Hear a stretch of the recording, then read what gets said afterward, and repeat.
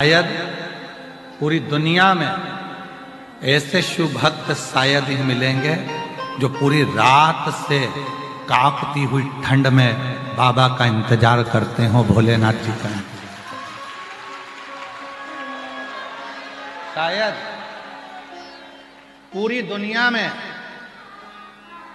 और पूरी दुनिया की बात कर रहा हूं, पूरी दुनिया में ऐसे श्रोता, ऐसे शंकर के भक्त शायद मिलेंगे जो रोड पर, नाली के किनारे, गटर के किनारे, रोड पर अपना एक पतली सी पन्नी बिछाकर, शाल ओढ़कर, कम्बल ओढ़कर रात भर से इंतजार कर रहे हैं और कोहरा पड़ते जा रहा है रात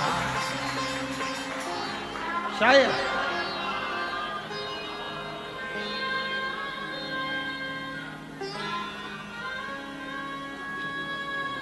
यहां आने से पहले एक बात कही थी आपसे,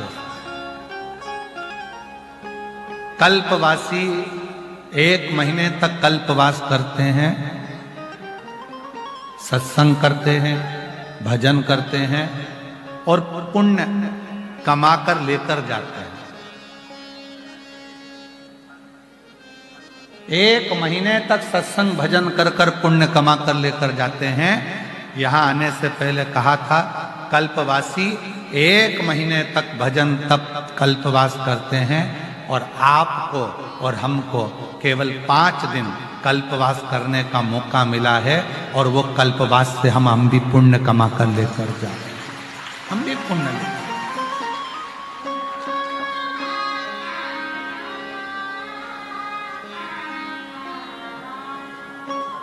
और मेरी जीजियों, कल्पवासी एक तंबू के अंदर, एक टेंट के अंदर रहे होंगे 1 महीना, पर आपने वो कल्पवास करा है कि खुले आसमान में, रोड पर सोकर, माई गंगा की गोद में, संतों के आशीर्वाद से, साधुओं के आशीर्वाद से बैठकर रात निकालकर भगवान की कथा का रसतत्व ग्रहण करते हुए, भगवान की भक्ति को करते हुए अपने ये दिन निकाले, अपने दिन।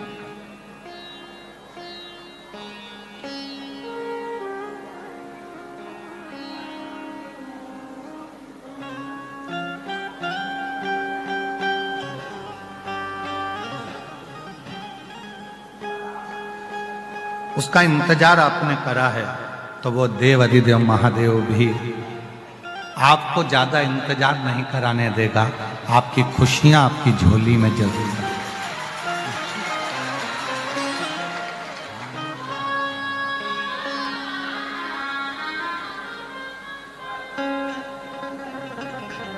और सुन लो मेरे भोले त्रिपुरारी,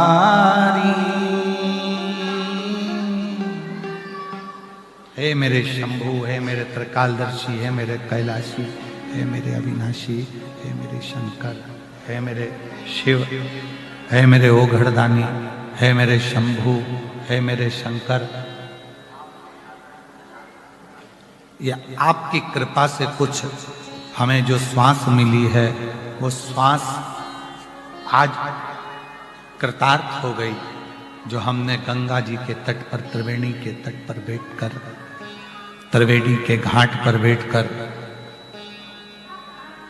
ये पवित्र कथा का रसतत्व ग्रहण किया।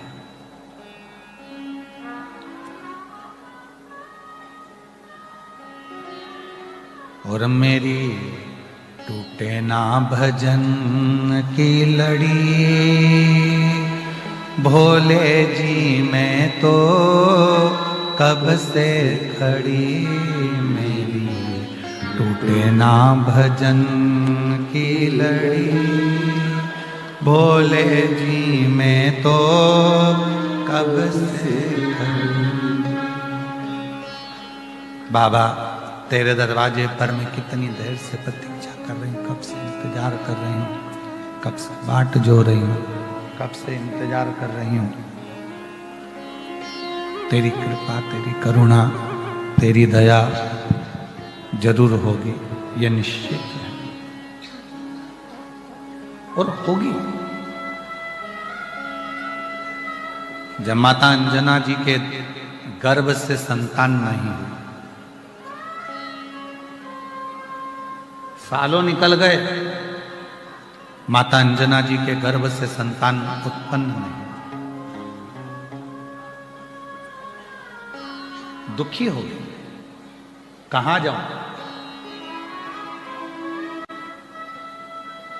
किससे कहूं कि मुझे औलाद नहीं हो रही है, मुझे संतान नहीं हो रही।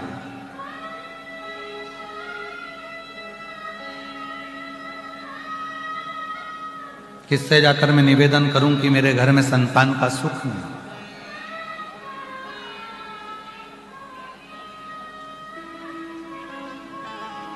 और केवल एक नारी होती है जिसको बहुत सुनना पड़ता है।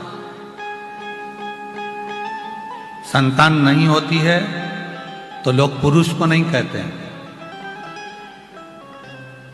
कि तुम्हारी औलाद नहीं हो रही है।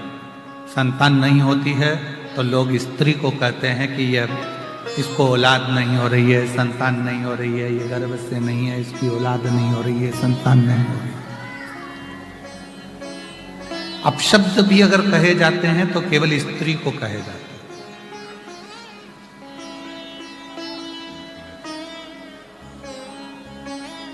संतान नहीं है।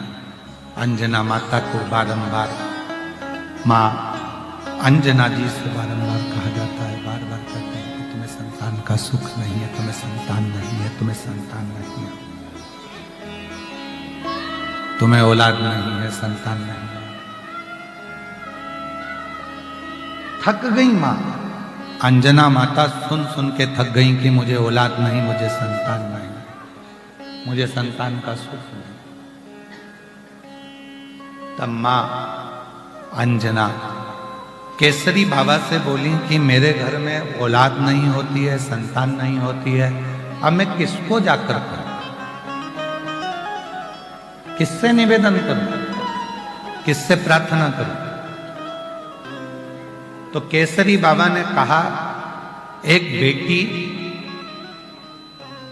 अगर अपना दुखड़ा किसी से कह सकती है तो वो अपने बाप से कह सकती है, अपने पिता से कह सकती है।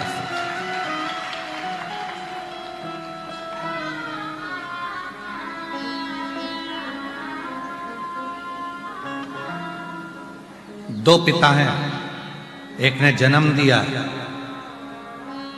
और दूसरे ने पालन किया।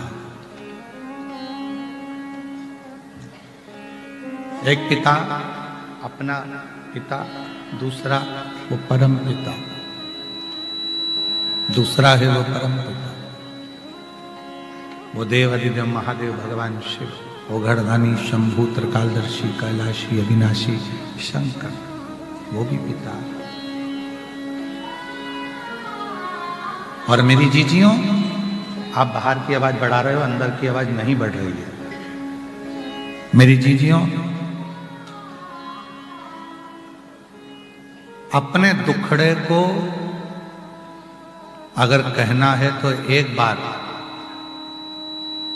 अपने पिता देवाधिदेव महादेव से जाकर, राधे तुम आके सुनो यहाँ बक्सों के पास, देवाधिदेव महादेव के पास, भगवान शिव के पास, भगवान शंकर के पास, भगवान शिव के पास जाकर, भगवान शंकर के पास जाकर अपने दुखड़े को जरूर कहना चाहिए।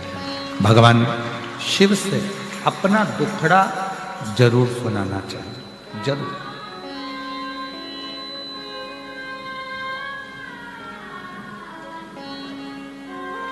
और मेरी टूटे ना भजन की लड़ी, भोले जी मैं तो कब से मेरी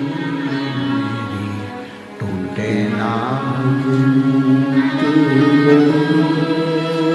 भोले जी मैं तो कब से। अपने जब शिव से जाकर कहोगे तो शिव स्वीकार करेगा। पिता से कहो। अंजना माता ने जैसे ही सुना कि मुझे अपने पिता से जाकर कहना है, अपने बाबुल से जाकर कहना है, अपने पिता से कहना है, तो अंजना माता गौतम बाबा के पास पहुंच गई। और गौतम बाबा के पास जाकर माता अंजना ने निवेदन किया। पिताजी बोले, आज तू आ कैसे गई? तू तो कभी आती नहीं थी, समय नहीं मिलता था तेरे को, और तू आज आई है, क्या बात है, तेरे को कैसे आना हुआ? अंजना माता कहती हैं, पिताजी बहुत दिन से मन में एक दुख है, एक दुख है।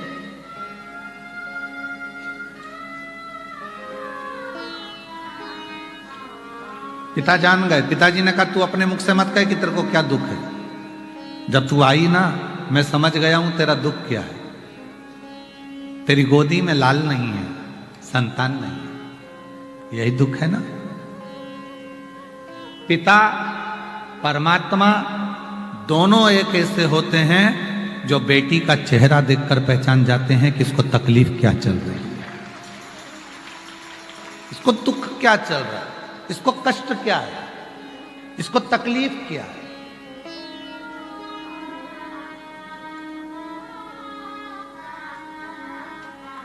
क्या दुख है इसकी जिंदगी में, एक पिता जान जाता है। लोग कहते हैं कि बेटी की विदाई में सबसे ज्यादा मां रोती है, पर शिव महापुराण की कथा कहती है कि बेटी की विदाई में जितना बाप रोता है उससे ज्यादा दुनिया में कोई नहीं रोता, कोई नहीं। बेटी की विदाई में जितना रोता है वो बाप रोता है, बेटी की विदाई में जितना रोता है वो पिता रोता है। जब मां जगत जननी पार्वती जी, जब माता पार्वती जी, जगत जननी पार्वती जी जब विदा हुई, पार्वती माता जब विदा हुई, शिव पुराण वर्णन करती है कि 18 रात्रि तक हिमालय राज ने भोजन तक ग्रहण नहीं किया। कितनी रात्रि? 18। हिमालय राज भोजन नहीं करते हैं पार्वती की विदाई के बाद में, 18 रात्रि तक भोजन नहीं करते। मैनावती कह रही हैं, भोजन तो कर लो, भोजन तो कर लो। जैसे ही भोजन की थाली के सामने जाकर, जैसे ही भोजन की थाली के सामने जाकर हिमालय राज बैठते हैं, और बेटी पार्वती जी हिमालय राज के साथ में बैठकर भोजन करती थी, तो भोजन की थाली पर पार्वती जी की याद आ जाती है, और भोजन की थाली छोड़कर हिमालय राज अपने कक्ष में चले जाते हैं। प्रेम,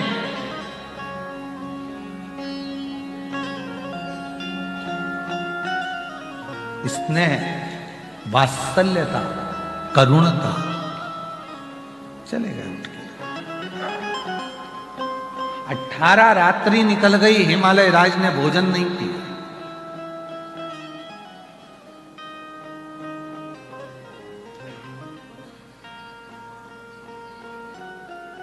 तब पार्वती जी ने कहा कि अपने स्वामी से, देवाधिदेव महादेव से, मेरा मन करता है मेरे पिताजी के पास चलना चाहिए।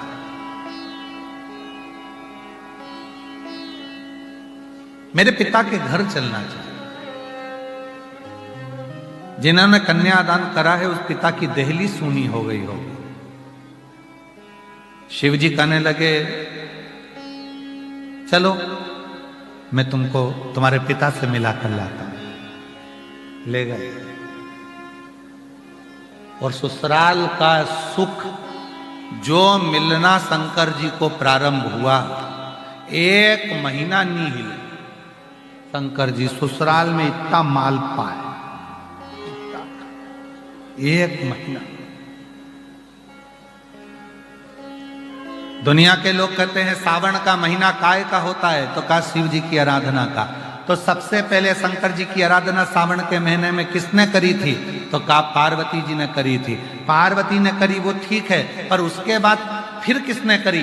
तो कहा उनकी सासू जी मैनावती ने 1 महीने तक अपने दामाद की जो सेवा करना प्रारंभ करी, तो देवाधिदेव महादेव ने वरदान पर वरदान देना प्रारंभ, वरदान पर वरदान देना प्रारंभ,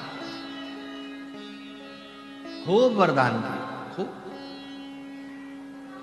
1 महीने तक मेरे देव अधिदेव महादेव की सेवा, माँ जगत जननी, माँ जगदम्बा, माता पार्वती जी की माता स्वयं मैनावती ने सेवा करना प्रारंभ, खूब सेवा की, खूब। शिव जी ने वर दे दिया, जाते जाते अपनी अर्धांगिनी माँ पार्वती जी को ले जाते समय, पार्वती जी को ले जाते वर दे दिया, सासू माँ, ससुर जी, 1 महीने तुमने मेरी सेवा करी है, जो श्रावण के 1 महीने मेरी सेवा करेगा, जैसा मैंने आपको वर दिया है वैसा कि वैसा ही वर मैं सारे संसार वासियों को प्रदान करूं। 1 महीने तक बाबा देव अधिदेव महादेव की सेवा माँ पार्वती, माँ जगत जननी की जगदम्बा अम्बा पार्वती जी की माता माँ मैनावती ने करी, 1 महीने खूब करी। और इतनी सेवा करी, इतनी सेवा करी, इतनी सेवा करी कि वो सेवा का फल इतना प्रखर हो गया कि बाबा भोलेनाथ जी ने वचन दे दिया कि 1 महीने तक यही सेवा में नित्य, 1 महीने तक यही सेवा में रोज, 1 महीने तक यही सेवा मैं स्वीकार करूंगा और उसका फल मैं जगत के लोगों को प्रदान करूंगा।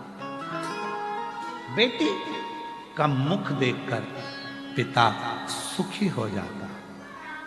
जब 18 रात्रि तक बेटी के ना होने पर भोजन नहीं किया, तब स्वयं भगवान देव अधिदेव महादेव, भगवान शंकर स्वयं पार्वती को लेकर पहुंच गए। आज गौतम बाबा के यहां मां अंजना जी खड़ी है। बेटी तू कुछ मत बोल, मुझे मालूम है तुझे क्या चाहिए, मैं जानता हूं। मां, मां, पिता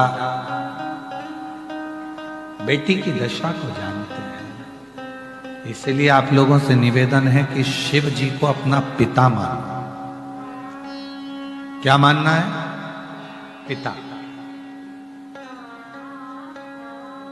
जिस दिन तुमने देव अधिदेव महादेव को अपना पिता मान लिया, अपना बाप मान लिया, जिस दिन शंकर भगवान को अपना पिता मान लिया, उस दिन शंकर भगवान अपनी बेटी को जिंदगी में कभी दुखी नहीं देख सकते,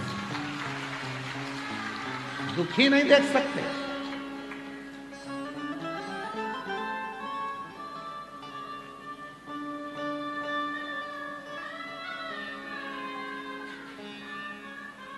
जब अशोक सुंदरी का विवाह किया मेरे भोलेनाथ जी ने, जब अशोक सुंदरी का विवाह किया मेरे शंकर भगवान ने, और अशोक सुंदरी का जब विदा किया, अशोक सुंदरी की जब विदाई करी गई, अशोक सुंदरी जब जा रही थी, तो पिताजी ने अशोक सुंदरी को विदा करते करते कहा, अशोक सुंदरी ने कन्यादान में अपने पिता से वचन लिया है। पाणी ग्रहण संस्कार करते समय, पाणी ग्रहण संस्कार मतलब पानी, जब कन्यादान होता है तो पिता, पानी ग्रहण संस्कार जब होता है उस समय पर पानी चढ़ाते हुए अपने पिता से संकल्प लिया है अशोक सुंदरी ने। अशोक सुंदरी ने संकल्प लिया, और अशोक सुंदरी ने संकल्प लिया कि पिताजी, संसार की कोई भी बेटी भूल से भी अगर आपके मंदिर में जल चढ़ाना प्रारंभ कर दे, उसको आप बेटी स्वीकार कर कर उसके दुख को मिटाना प्रारंभ कर देना। ये अशोक सुंदरी ने वर मांगा, ये अशोक सुंदरी ने वर मांगा शिव जी से।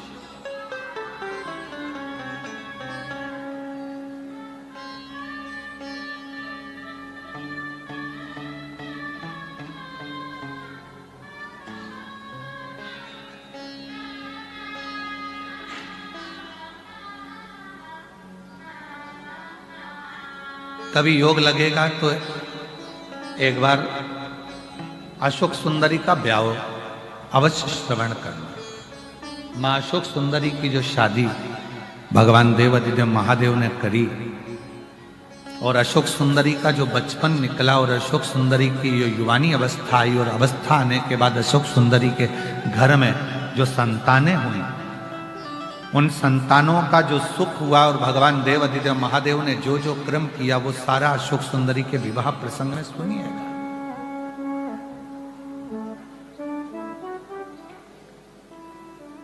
उसको धारण करिए।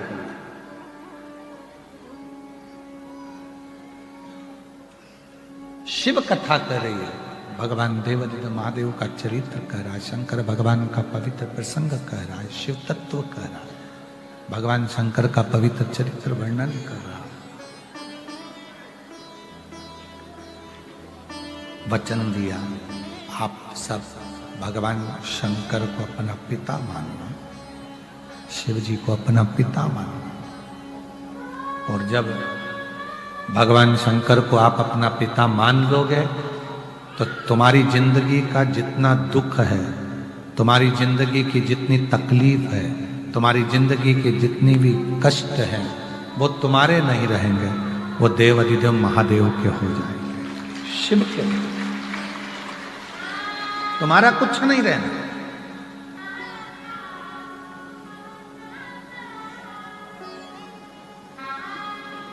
और रिश्ता तेरा मेरा सबसे है प्यारा, रिश्ता तेरा मेरा सबसे है प्यारा, तू मेरा बाबा मैं हूँ तेरा लाला, मैं हूँ तेरा, तू मेरा बाबा मैं हूँ तेरा लाला, मैं हूँ तेरा लाला। ये संबंध जिस दिन बाप और बेटी का संबंध निश्चित होता है, आप शिव को जिस दिन अपना पिता मानना प्रारंभ कर देंगे, शंकर भगवान को जिस दिन आप पिता मानना प्रारंभ कर देंगे, उस दिन सारा दुख, सारी तकलीफ, सारा कष्ट, सारी बीमारी, सब तकलीफें शिव की हो जाए, शंकर की हो जाए। अब सौंप दिया इस जीवन का सब भार तुम्हारे हाथों, हे जीत तुम्हारे हाथों में, हे हार तुम्हारे, अब सौंप दिया इस जीवन का सब भार तुम्हारे हाथों में, हे जीत तुम्हारे हाथों में, हे हार तुम्हारे हाथों। जब हमारे जीवन का संपूर्ण भार, संपूर्ण दुख, संपूर्ण तकलीफें, संपूर्ण कष्ट जब तुम शिव को सौंप दोगे, शंकर भगवान को दे दोगे, तो फिर जीवन तो अपने आप आनंदित हो जाएगा। शिव को गौतम बाबा ने कहा अंजना को देख करके, मुझे लगता है तेरे चेहरा बोलता है कि, तेरा चेहरा बोल रहा है कि तुझे दुख है, तेरी गोदी में संतान नहीं है, तेरी गोदी में औलाद नहीं है, तुझे संतान नहीं है, इसलिए तू दुखी है, इसलिए तू कष्ट में है।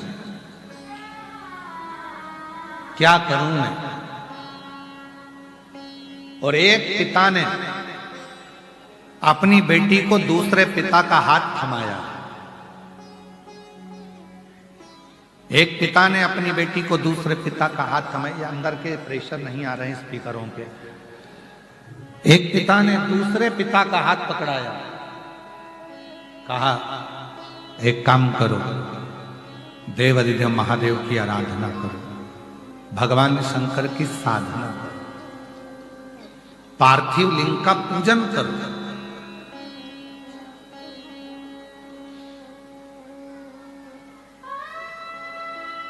लोग कहते हैं गुरुजी पार्थिव पूजन का महत्व क्या केवल कलिकाल में है?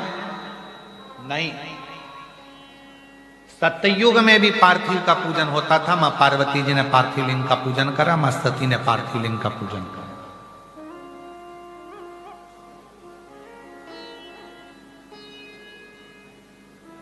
त्रेता में भी पार्थिव लिंग पूजन का महत्व है। भगवान राम जी अयोध्या से लंका तक गए, बीच में जितने जितने दिन भगवान राम जी रुकते थे वहां पार्थिव पूजन करते थे।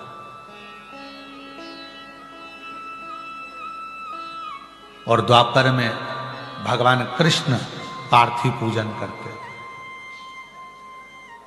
और कलयुग में आप पार्थिव पूजन करते हो, यही सबसे बड़ा फर्क। कोई ऐसा युग नहीं गया जिस युग में पार्थिव पूजन नहीं हुआ। सतयुग में हुआ, त्रेता युग में हुआ, द्वापर में हुआ। सतयुग में स्वयं मां जगत जननी जगदम्बा ने किया, फिर त्रेता में भगवान श्री राम जी ने करा, द्वापर में भगवान श्री कृष्ण ने करा, और कलयुग में आप सब पूरी दुनिया के लोग पार्थिव पूजन कर रहे हैं। ये शिव तत्व की प्रधान पार्थिव पूजन। पार्थिव पूजन से क्या मिल सकता है? तो पार्वती जी ने पार्थिव पूजन कर कर शंकर को अपना बना लिया, राम जी ने पार्थिव पूजन कर कर लंका को अपना बना लिया, भगवान कृष्ण ने पार्थिव पूजन कर कर अपनी रानियों को 16,108 रानियों के संतान की प्राप्ति कर ली। और संसार के लोग कलिकाल में अगर पार्थिव पूजन करते हैं तो पार्थिव पूजन करने से उनके मनवांछित फल की प्राप्ति होती ही है। करो पार्थिव पूजन। पार्थिव पूजन का बड़ा महत्व है। पार्थिव पूजन करने वाला, इसलिए आप लोगों से कहा था अलग से कहीं मिट्टी लेने जाने की जरूरत नहीं है, अलग से कहीं जाने की जरूरत नहीं है। अपने घर में छोटा सा अगर कोई पौधा है, उस पौधे की मिट्टी को थोड़ा सा ऊपर कर लो, थोड़ा सा हाथ को गीला कर कर चारों तरफ से हाथ फेर कर जलाधारी बना दो, उसी मिट्टी की, उसी पार्थिव लिंग की पूजन कर लो, और वहीं पर एक लोटा भरकर पानी डालकर उसी लिंग का वहीं पर विसर्जन कर दो। हो गई पार्थिव पूजन। इतनी सरल। पार्थिव पूजन से बढ़कर और क्या होगा? इतनी सरल, इतनी सरल। बस वो पार्थिव पूजन वहीं की वहीं हो जाए। पार्थिव पूजन बहुत कठिन पूजन नहीं है।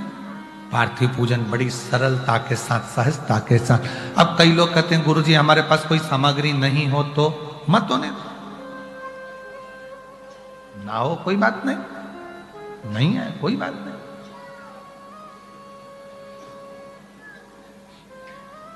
कितना सुंदर कहा है तुमरुका जी। चंचुला देवी को शिव महापुराण की कथा सुनाते हुए कहते हैं, सुनो चंचुला, संसार की कोई स्त्री, संसार की कोई कन्या, संसार की कोई महिला, संसार का कोई पुरुष, संसार की कोई नारी, कोई पुरुष पार्थिव लिंग का पूजन करती है, करता है, उसका दर्शन करती है, करता है, तो वो जो मन में जो कामना करता है, वो कामना देवाधिदेव महादेव को पूरा करना ही पड़ता है। तुमरुका जी करें चंचुला देवी से, तुमरुका जी करें चंचुला देवी।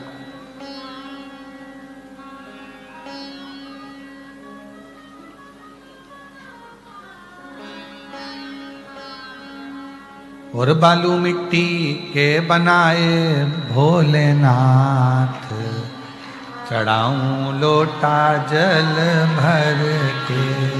बालू मिट्टी के बनाए भोलेनाथ, चढ़ाऊं लोटा जल भर के। बालू मिट्टी के बनाए भोलेनाथ, चढ़ाऊं लोटा जल भर के। बालू मिट्टी के बनाए भोलेनाथ, चढ़ाऊं लोटा जल भर। एक वर तुम देना भोले, मांग सिंदूरा भरा हो। एक वर तुम देना भोले, मांग सिंदूरा भरा हो। मेरे हाथों चूड़ी खन के आज, चढ़ाऊं लोटा जल भर के। मेरे हाथों चूड़ी खन के आज, चढ़ाऊं लोटा जल। बालू मिट्टी के बनाए भोलेनाथ, चढ़ाऊं लोटा जल के। बालू मिट्टी के बनाए भोलेनाथ, चढ़ाऊं लोटा जल।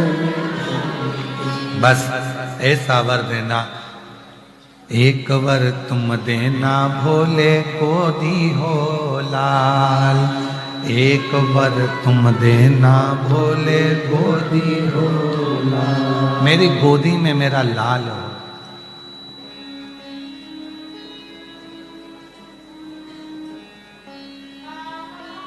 पूरा परिवार पूजूं तुझे आज, हे बाबा ऐसी कृपा करना, पूरा परिवार पूरा कुटुंब तेरी आराधना, तेरी साधना, तेरी पूजन करे, सब परिवार।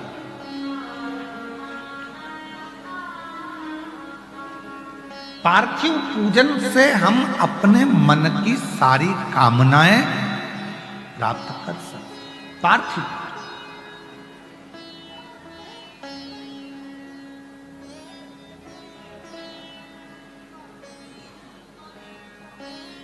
एक एकांतेश्वर महादेव होते हैं, कथा सुनिए ना उनकी, जम के बोलो जरा, सुनिए ना। जो एकांत में,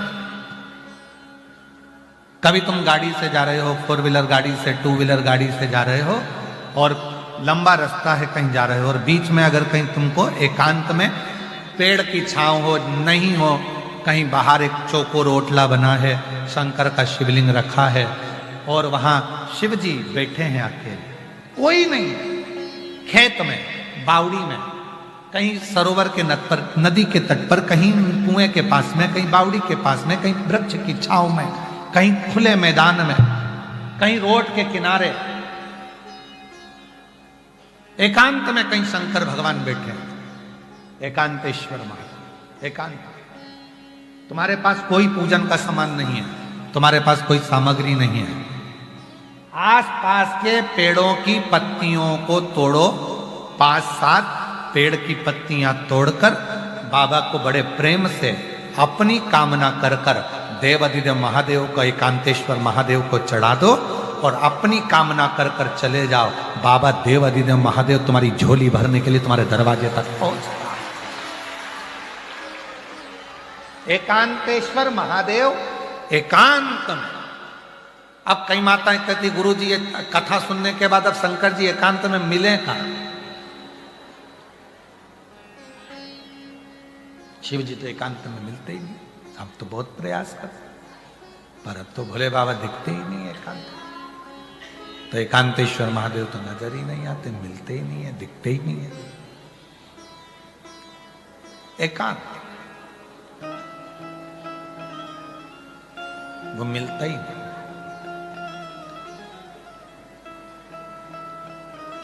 और ऐसा होता नहीं है कि एकांत में शिव जी मिले ना। जिस भक्त की भगवान मुराद पूरी करने वाले होते हैं तो उस भक्त के लिए चलते चलते उसको एकांत में शंकर मिल ही जाते हैं। एकांतेश्वर महादेव उसको मिलते ही हैं। एक पत्र है, अच्छा है,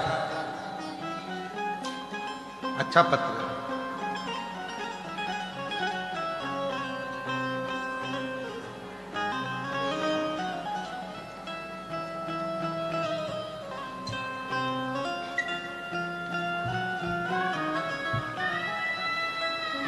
मेरा नाम सोमवती गुप्ता, जिला महोबा, उत्तर प्रदेश के ग्राम सुगिरा की निवासी हूँ।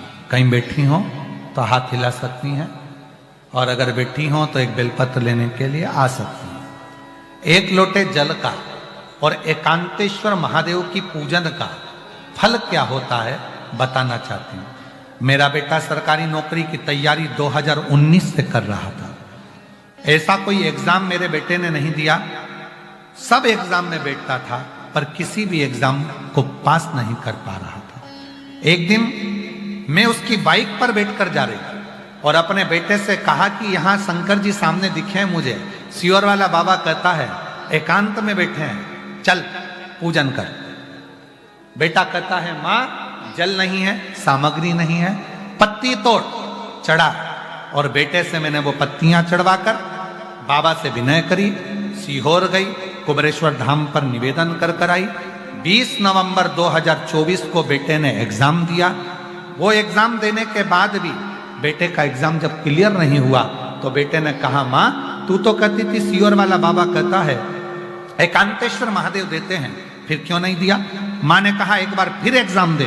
बेटे ने फिर एग्जाम दिया और बाबा की ऐसी कृपा हुई कि आज मेरा बेटा 13 जनवरी 2026 को उसका फाइनल रिजल्ट आ गया और असिस्टेंट लोको पायलट रेलवे विभाग में बन गया। मैं बाबा को यहाँ धन्यवाद देने के लिए आई हूँ।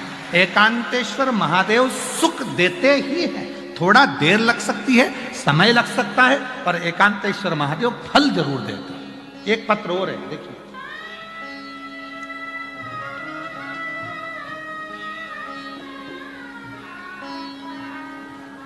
मैं रवि कुमार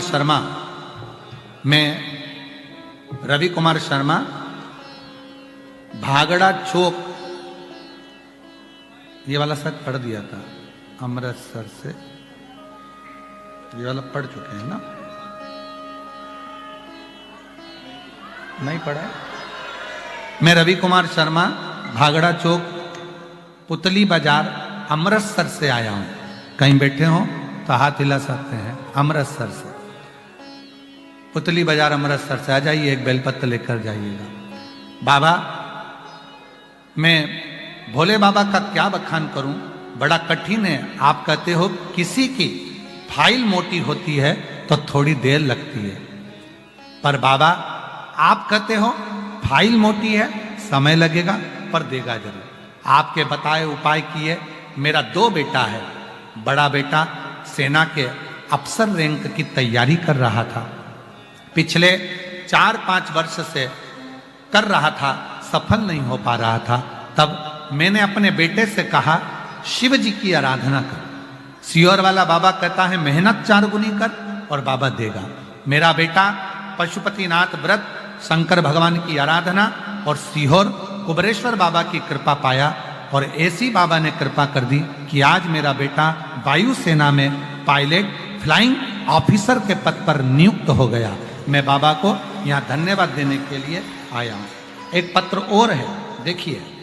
मेरा नाम ओम जी अवस्थी, पुत्र कामनी अवस्थी, रमेश चंद्र अवस्थी, जिला उन्नाव का निवासी हूँ, उत्तर प्रदेश से। कहीं बैठे हो हाथ हिला सकते हैं, अगर कहीं बैठे हो तो हाथ हिला सकते हैं। उन्नाव उत्तर प्रदेश से मेरा नाम ओम जी अवस्थी, पुत्र कामिनी अवस्थी, रमेश चंद्र अवस्थी, जिला उन्नाव उत्तर प्रदेश से हूँ। बाबा का क्या बखान करूँ गुरुदेव। मेरे घर की आर्थिक स्थिति बहुत खराब थी। मेरे पिताजी व माताजी बहुत कठिनाइयों से घर चलाते थे। इन समस्याओं को दूर करने हेतु मुझे एक अच्छी नौकरी की तलाश थी, जिसे पाने के लिए अपनी पढ़ाई करता और सरकारी नौकरी का एग्जाम देता। लेकिन गुरुदेव, बार बार प्रयास करने के बाद भी कहीं सफलता नहीं मिलती। बहुत निराश होना पड़ा था। कई बार मैंने तो हार मान ली, लेकिन मेरी माँ जो रोज आपकी शिवपुराण की कथा टीवी पर सुनती है तो कहती है बाबा पर भरोसा रख, वो एक ना एक दिन जरूर सुनेंगे। उन्होंने मुझसे बाबा पर 1 लोटा जल रोजाना चढ़ाने को कहा और बेलपत्र शहद लगाकर परीक्षा देने को कहा। वह माँ ने पशुपति व्रत भी रखा। गरीबी के चलते गुरुदेव सब मजाक बनाते हैं कि इनको भी सरकारी नौकरी का ख्याल आ रहा है, लेकिन प्रभु, मेरे परिवार को कुबरेश्वर महादेव पर पूरा विश्वास था। जब प्रभु उत्तर प्रदेश पुलिस का रिजल्ट आना था, बाबा से प्रार्थना करी। आप कहते हो कि जो कुछ भी करो शिव पर आश्रित होकर करो। शिव जी पर आश्रित हो गए और बाबा की कृपा से मेरा पुलिस का रिजल्ट आ गया और मैं अच्छे नंबरों से चयनित हो गया। पुलिस में मेरी नौकरी लग गई। मैं बाबा को धन्यवाद देने के लिए आया हूँ। जहां बैठे हो आ सकते हैं। शिव तत्व इसी को कहते हैं।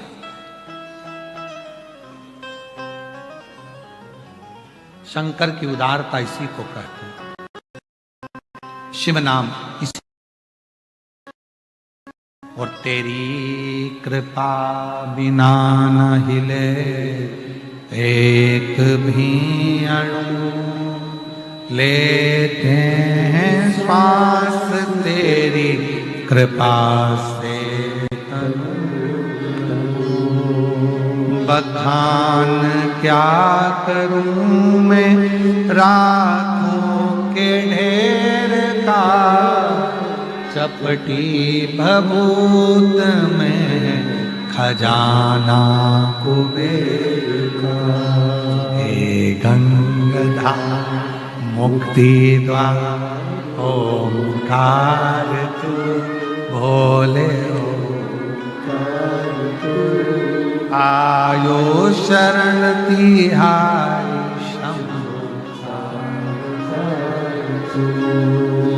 यदि विश्वास पक्का है, भरोसा दृढ़ी है और निश्चित आपका भरोसा यदि पक्का है, शिव सुनेगा। एकांतेश्वर महादेव पर चढ़ाया गया एक बेलपत्र